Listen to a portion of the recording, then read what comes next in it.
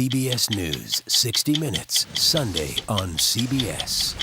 This is a phenomenon of child abuse that we allow to happen under our noses. Pledge of Silence. Stream on the free CBS News app.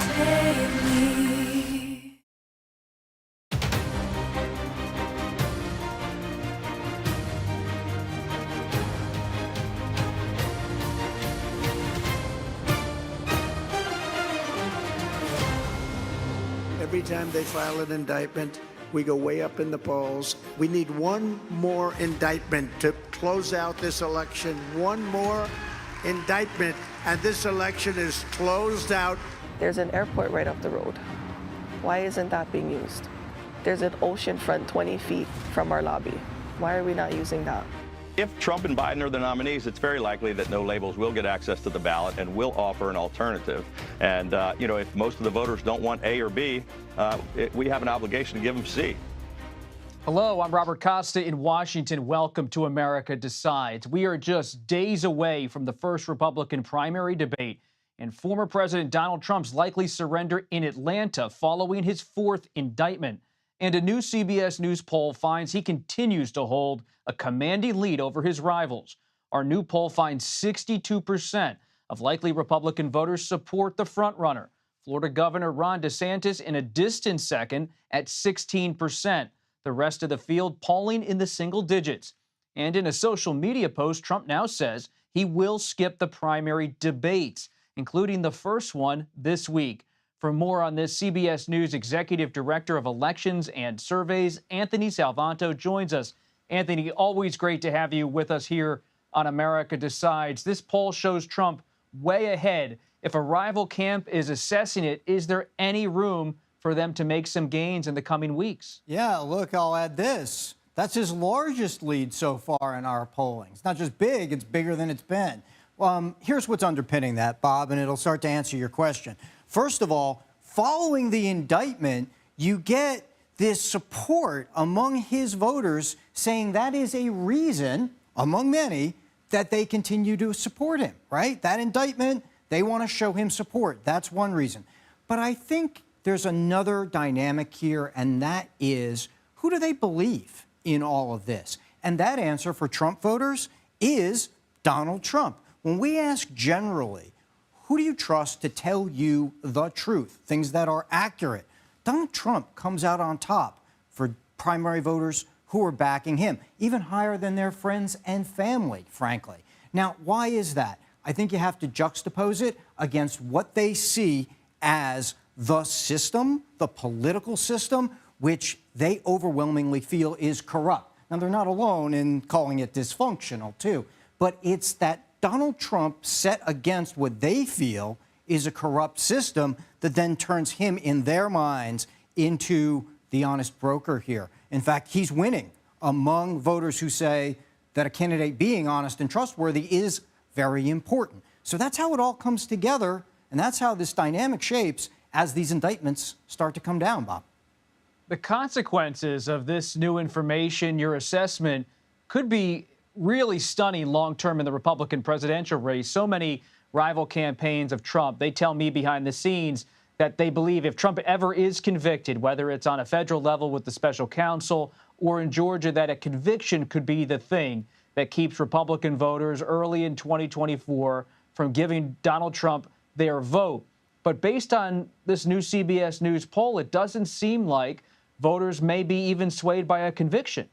You know, one thing I'd add there, Bob, because that's interesting reporting, is that he is seen as the most electable, too, in the general election by these Republicans. So to your point, if that were to happen, would that put a dent in something that's very important to Republicans, which is that electability measure? That remains to be seen. But right now, after all of this, they still think he can beat Joe Biden. Anthony, what about the attacks on Trump from the right? Florida Governor DeSantis has been doing that for months on the campaign trail. Does Trump have any vulnerability based on your polling from conservatives that he's not conservative enough? So here's a couple of things. One is a hurdle that these candidates have to get over, and it's this lopsided number, 91% to 9%, where the voters say they want the candidate to make the case for themselves if they're not Donald Trump, not make a case against Donald Trump. That helps buttress him, right? And then the other thing is, okay, so we ask people who aren't supporting Donald Trump, and obviously they're in the minority right now, why are you considering some of these other candidates? That would include Ron DeSantis. This big number comes up just keeping their options open, waiting to see the debate for just under half of them, less so that Trump is controversial, less so that they're concerned about Trump's legal fights, right? So to answer your question, those candidates, I think, voters are saying, okay, tell me something about you. Tell me why you are a viable alternative, and less so about attacking the former president, Bob. That's really interesting, Anthony, because so many of these candidates behind the scenes ahead of this debate, they keep telling CBS News they want to focus on their own message. They don't see any upside for going against Donald Trump, and it appears the polling backs up that strategy to some extent. Yeah, and, you know, another potential opening, or at least an opening in the political marketplace, is the economy. Right? We often come back to that. Republican voters are not alone in wanting to know what a candidate's plans are for lowering inflation, things that will help, reduce interest rates, all of that. They tell us they want to hear those policy plans, and to date, they don't think there's been enough policy in this campaign. So maybe that's an opening in the debate for them, Bob. We'd welcome more policy discussions anytime. Anthony Savanto, thank you so much for your excellent polling and analysis. We really appreciate it. Thanks. President Biden heading to Maui to survey the damage from those terrible recent wildfires. He is expected to meet with the first responders and survivors of the fire, which broke out earlier this month. The president is set to speak there about the more than 100 people who died. CBS News congressional correspondent Scott MacFarlane joins us now from the White House. Scott, thanks for being here. An important visit for the president. Hawaii and much of the country continue to reel and as they watch the images and learn more about what has happened. What do you hear the president will say to the families and those affected? We asked the FEMA administrator what the president hoped to accomplish by joining her today in Maui, and she told me he needs to better understand the impact of this tragedy by seeing it in person. That seeing this singular, horrific thing in person really is quite something, a catastrophe of unparalleled scope and size in American history. We also know this, that the needle has to be thread by any politician, any president responding to a massive catastrophe. You don't want to dislocate or disrupt the responses, but you also don't want to stay away and appear sluggish or disinterested. The president's there today, seemingly at a spot where he won't be disrupting any of the response at the federal or state level. But Bob, ultimately, the president's going to underscore the breadth of the response here. It is federal money that is helping to house some of those dislocated. They need to bring in federal agencies to stop some of the air traffic, to help responders, to help provide food, nutritional assistance to the families there who need food and who need services.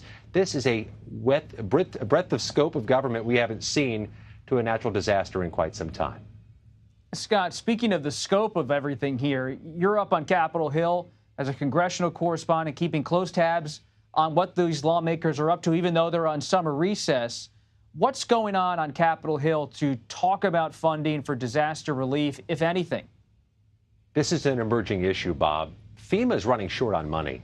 They get money in the fiscal year system, which means money runs out September 30th of each year, and they're running low after all these disasters and all of their responses.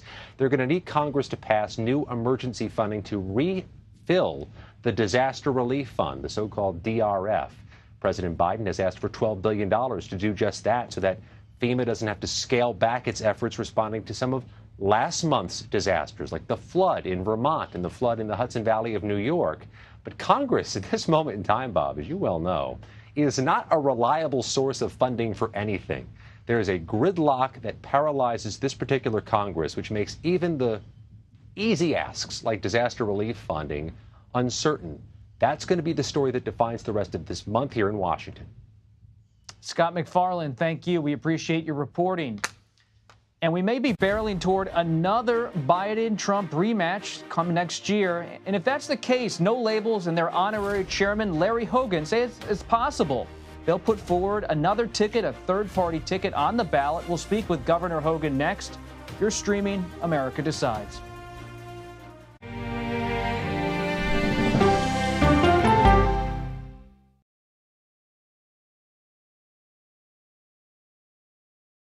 if it's important to our nation. I wonder how you think about where America is at this moment. It's on Face the Nation. Can there be stability if Vladimir Putin remains in power? Face the Nation with Margaret Brennan on CBS.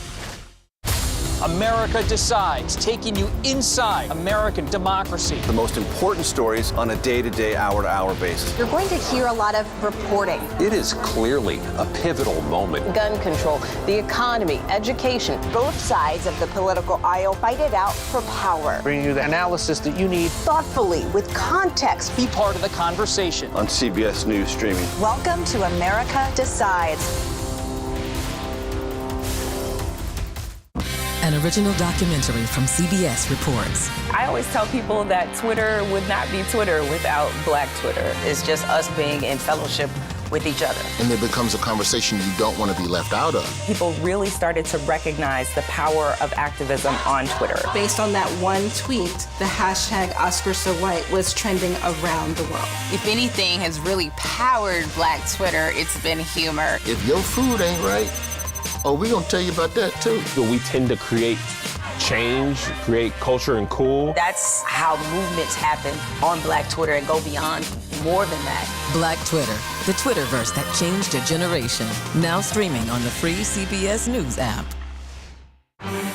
When weather turns extreme. The threat of severe weather and dangerous tornadoes is expected to last. CBS News and the Weather Channel bringing virtual weather technology so advanced, so real. Let's bring in our partners at the Weather Channel. Now 6 feet of water, imagine that. Cars that can act like battery lamps. These hyper-realistic simulations show you what the weather will look and feel like before it happens. Feel the forecast, streaming on CBS News. An original documentary from CBS reports. The carnage in our nation's schools has become painfully repetitive. Now one more child! School shootings have parents fighting mad. I promised my daughter I was going to fight. It's going to keep on happening. And teachers taking lessons in how to fight back. This is an exercise.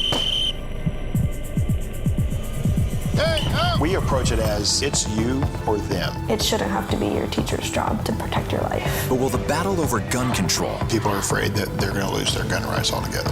be the hardest lesson of all? The exercise, you're having to shoot at an adult. Are you prepared to have to kill one of your students? Guns in the Classroom, now streaming on the free CBS News app. She's the most successful alpine skier, male or female, ever, and a worldwide inspiration. We need a lot of women doing sports really, really well. The story of Michaela Schifrin's game-changing reign at the top of the slopes when we go person to person. Welcome back to America Decides. Former President Trump says his lead is so big he won't participate in Wednesday's Republican primary debate or any debate in the coming months. Joining us now to discuss this is former Maryland Governor Larry Hogan. He's also the honorary chairman of No Labels. Governor, thanks for being here. Hey, thanks for having me. Good to be with you. So, Governor, let's begin with the debate. Former President Trump not showing up. You thought about running for president. You spoke with CBS News months ago about your decision not to seek the Republican nomination. For those who have decided to seek it, what are they facing now on that debate stage without Trump there?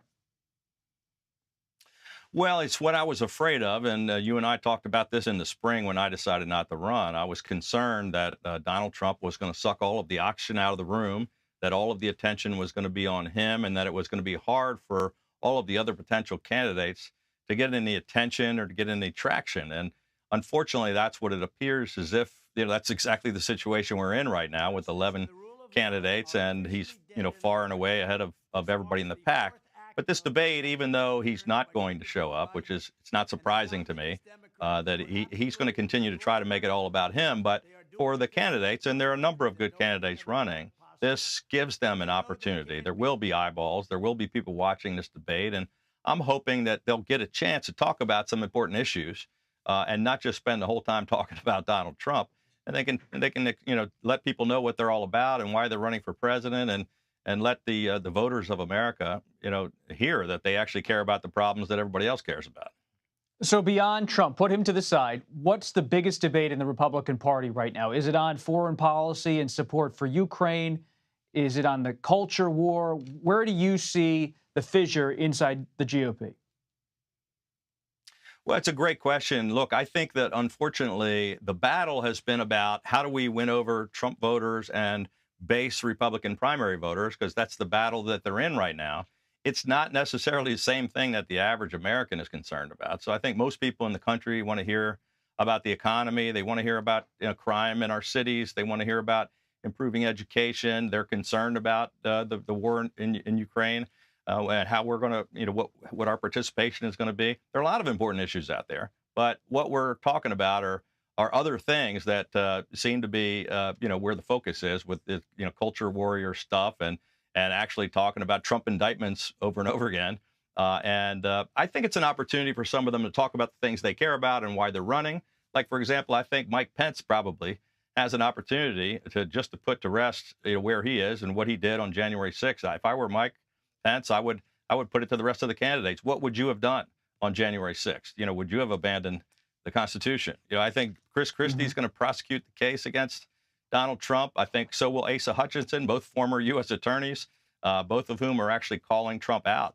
But the rest of the candidates, I think, have to say, if they're going to challenge Donald Trump, they're going to have to challenge Donald Trump. And they're going to have to say, we talk about a positive, hopeful vision for America and where they would lead the country if they were president. I think Tim Scott has a positive, hopeful message. I think it could be an opportunity for him.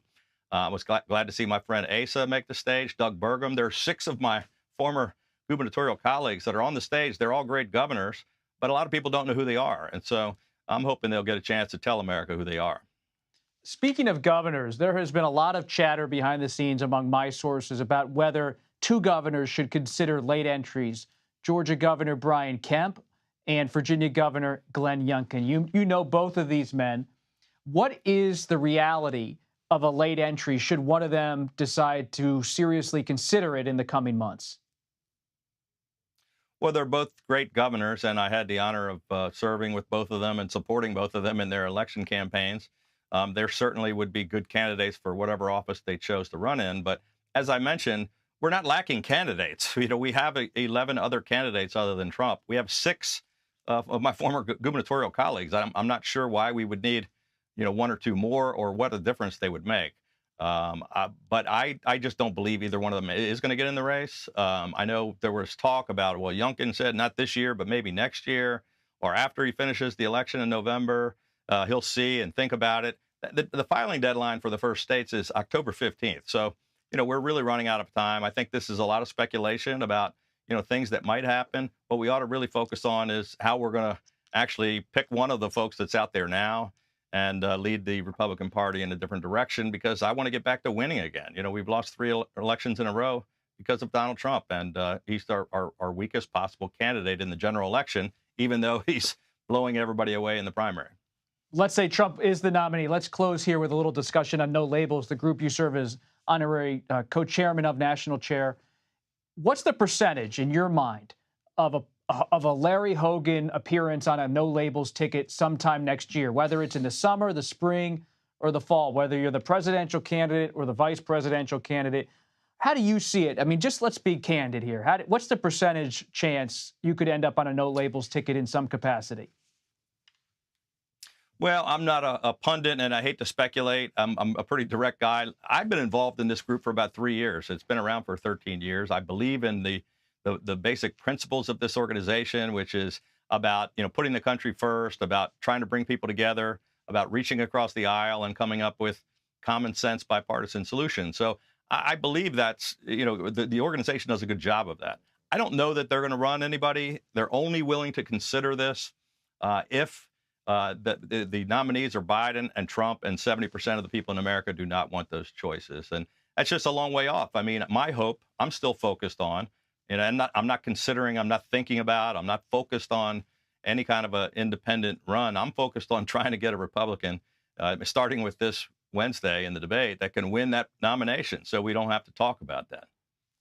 But just to put a pin in this, have there been even informal discussions between you and Senator Manchin about who would be on a ticket as president and vice president, should it ever get to that? No, Joe Manchin, Joe's a good friend. I have a lot of respect for him. And I know there's been a lot of speculation about, is this going to happen? Are they going to get access to the ballot? And should they consider a Democrat at the top of the ticket or a Republican at the top of the ticket? depending on. Look, I think that's all speculation. What we have to focus on is Joe Biden going to be the nominee of the Democratic Party, and is Donald Trump going to be the nominee of the Republican Party? If they are, then there is a good chance that No Labels will try to put a ticket together. I think 2/3 of the people in America have said they would consider an independent ticket. I think the idea of a unity ticket with a Republican and Democrat running together is not a bad idea. I think it appeals to a lot of people in America who are completely frustrated and fed up with politics as usual. They're disgusted with Washington. And, they really want somebody that's going to take the country in a different direction. We've never been at a point in time like we are right now. So I can't speculate. I know it sounds a little crazy, but you just never know what's going to happen next spring. And we all just keep the door options open and keep taking a look and see where we are. Like, you never know what's going to happen until it happens. That's so true. I remember sitting down with you just a few months ago. Thought maybe Governor Hogan entering political winter, enjoys some crab cakes in Annapolis, but you're still in the arena. Former Maryland Governor Larry Hogan, thank you for joining us.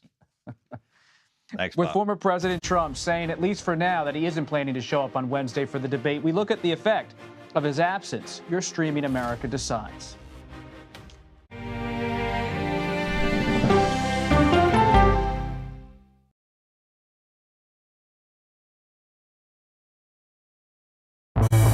An original documentary from CBS reports. Controversial Congressman George Santos. Why won't you answer our questions? How did he manage to get elected? Thank you very much, and God bless you, and God bless the USA. George Santos' campaign was a campaign of deceit, lies, fabrication. And who is he, really?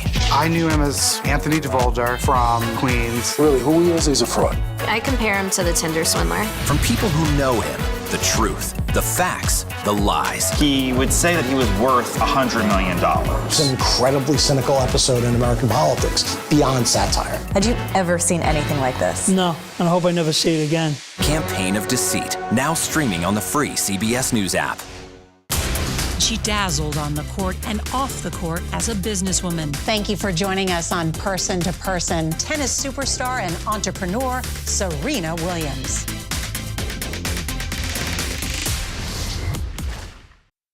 An original CBS Reports documentary. I asked my students, what are we going to do about racism in the United States? The backlash over teaching about racism in American schools. I don't think it has any place in the classroom. We can either pretend and say, no, we're not racist and we're all great people, or we can actually start to do the really, really hard work of addressing it. How did you lose your job? I made the statement that white privilege is a fact. Is it helping diversity and inclusion? When you bring in different people's stories and experience, it enriches education. If you don't talk about something, it doesn't go away. Or driving us further apart?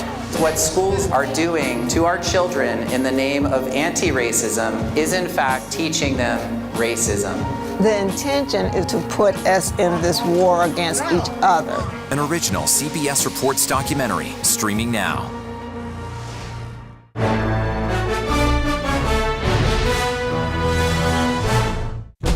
An original CBS Reports documentary. I was entitled to equal pay for equal work under the law. Does the Supreme Court's power need to be checked? 9 Supreme Court justices, 5 of them said no, she's not entitled. That's not right.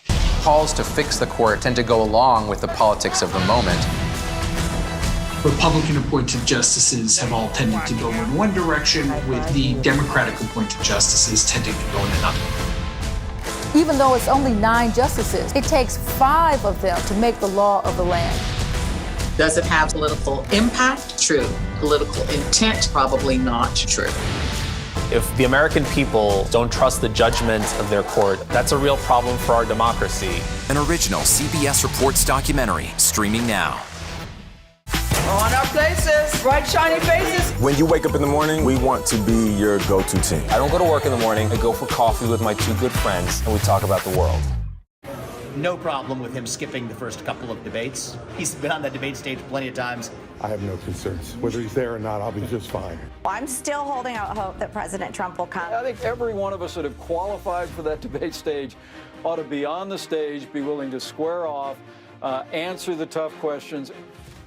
Welcome back to America Decides. When the 2024 Republican field gathers in Milwaukee this Wednesday, the frontrunner won't be there. Instead, he's expected to be interviewed by former Fox News host Tucker Carlson. Ashley Etienne and Hogan Gidley join us now. Ashley is a CBS News contributor and the former communications director for Vice President Kamala Harris and former House Speaker Nancy Pelosi. Hogan served as White House Deputy Press Secretary in the Trump administration and also served as National Press Secretary for Trump's 2020 re-election campaign. Great to have you both here. Ashley, how do Democrats see it if Trump doesn't show up? Is it a story? Are Democrats going to be paying close attention? I think Trump not showing up works to the Democrats' advantage. I think the question is how Pence, Christie, and even Asa Hutchinson's going to handle it. I think the anticipation is that they lean in and reiterate what they've said on the campaign trail, which is that the indictments have merit and that the former president's attempt to overturn the election are disqualifying. So in some respects, it's almost better that he's not there. And so that's a position of the Democratic Party.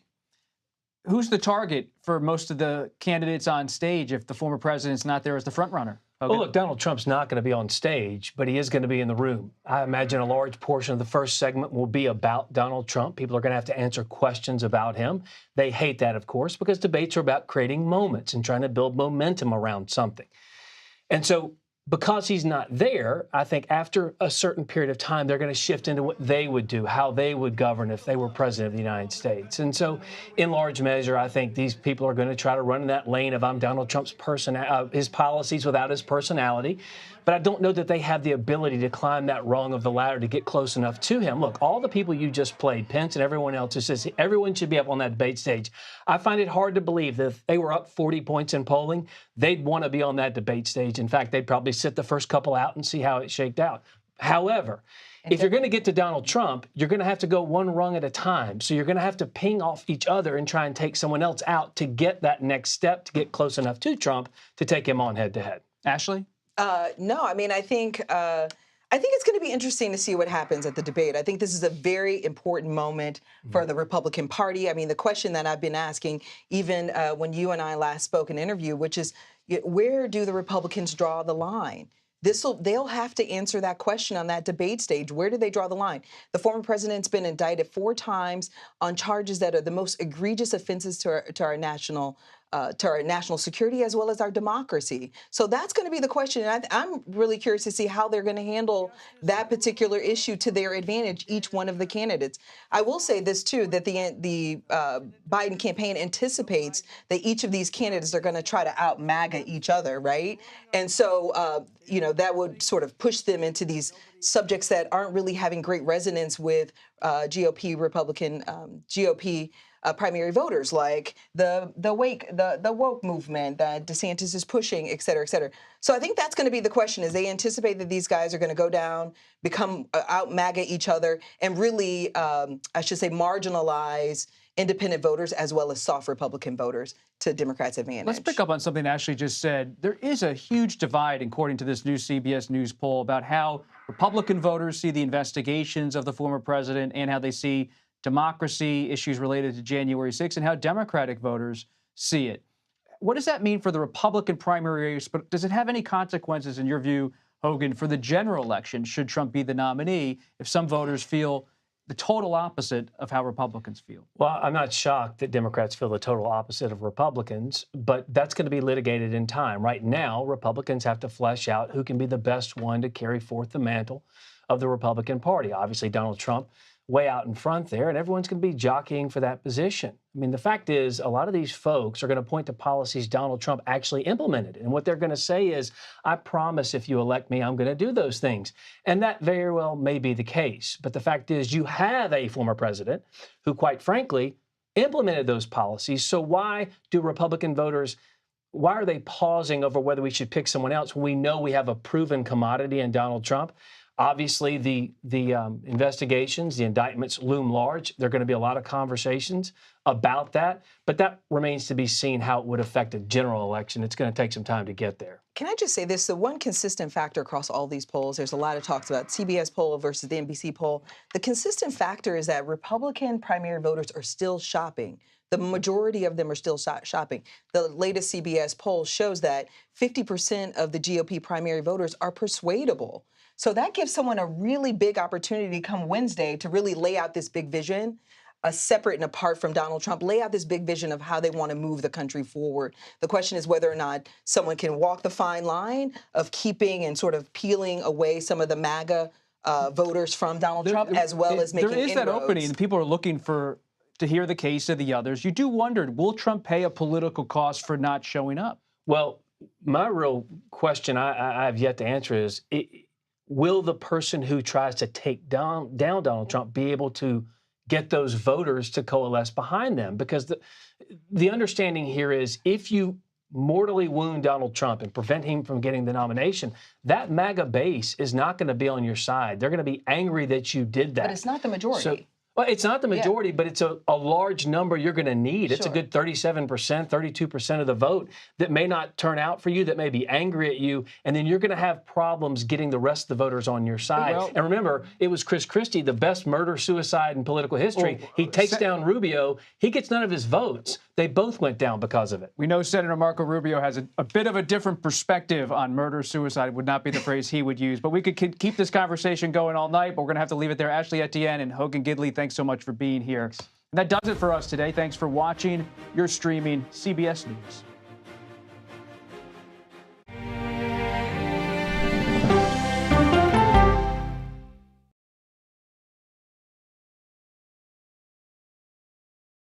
It's a history-making meeting. 4 extraordinary women who are all 4-star generals and admirals. How did you deal with being discriminated against? I just worked harder. The future of a